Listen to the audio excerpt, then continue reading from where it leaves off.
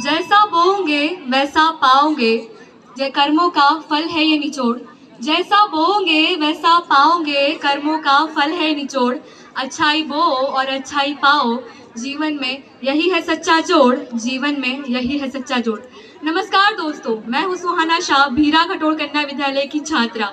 आज मैं आप सभी से एक ऐसे विषय पर बात करना चाहती हूँ जो हमारे जीवन में बहुत महत्वपूर्ण है। वह विषय है जैसा बोओगे वैसा पाओगे। यह कहावत आपने जरूर कहीं ना कहीं सुनी होगी, लेकिन क्या आप जानते हैं इस कहावत का अर्थ क्या है?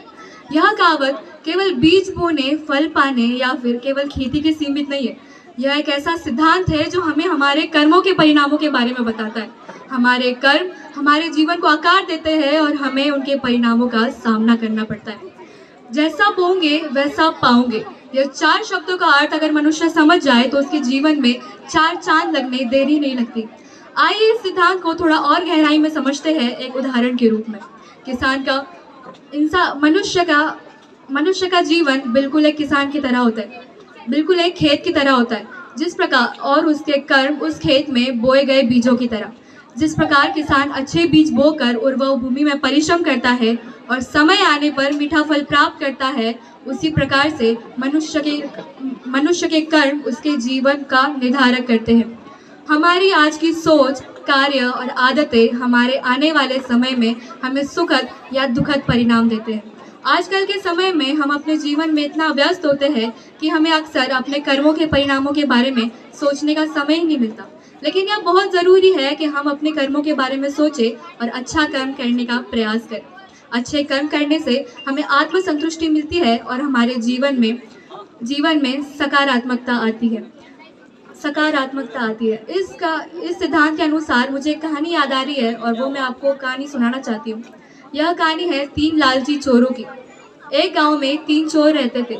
एक बार उन्होंने एक रात को एक धनी आदमी के पास चोरी की। उन्होंने सारा धन थैले में भरा और उसे लेकर जंगल की ओर भाग गए। जंगल पहुंचने पर उन्हें जोरों की भूख लगी, लेकिन जंगल में खाने के लिए कुछ नहीं था। इसलिए उनमें से एक चोर पास के गांव में खाना लेने के लिए चला गया। जो चोर खाना लेने गया था उसकी नीयत हो गई खराब। उसने सोचा कि उसने पहले खुद भोजन किया और फिर उसके साथियों के लिए खाना खरीदा और फिर उसमें तेज जहर मिला दिया। उसने सोचा कि जहर वाला खाना खाकर उसके दोनों साथी मर जाएंगे और सारा धन उसका हो जाएगा। दूसरी ओर जो चोर जंगल में माल की रखवाली कर रहे थे, उन्होंने भी जो जंगल में खाना लेने गया था उसकी हत्या की योजना बना ली। वह भी उसे अपने रास्ते से हटाकर सारा धन आपस में बांट लेना चाहते थे। तीनों चोरों ने अपने योजनाओं के अनुसार कार्य किया। पहला चोर जैसे ही जहरीला भोजन लेकर जंगल में पहुंचा, वो दोनों चोर उस पर टूट पड़े। वो दोनों चोरों ने उसकी हत्या कर दी। फिर वह निश्चित होकर भोजन करने बैठ गए, मगर भोजन जहरीला होने के कारण वह दोनों भी तड़प कर मर गए। इस प्रकार तीनों का अंत हो गया। इस कहानी से हमें पता चलता है कि जैसा बोओगे वैसा पाओगे, अर्थात हमारे कर्मों का परिणाम हमें भोगना ही पड़ता है, चाहे वो अच्छा हो या बुरा। इसलिए हमें हमेशा अच्छे कर्म करने का प्रयास करना चाहिए।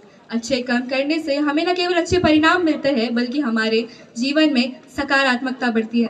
हमें दूसरों की मदद करने का मौका मिलता है और हमारा जीवन एक खुशहाली की ओर बढ़ जाता है।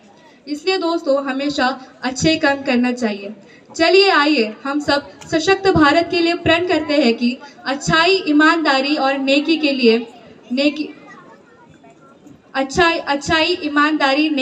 और राष्ट्रभक्ति के बीज बोएंगे, जिसके कारण हमारा देश पूरे विश्व के अवकाश में शान से लहराता रहेगा। धन्यवाद। जय हिंद, जय भारत।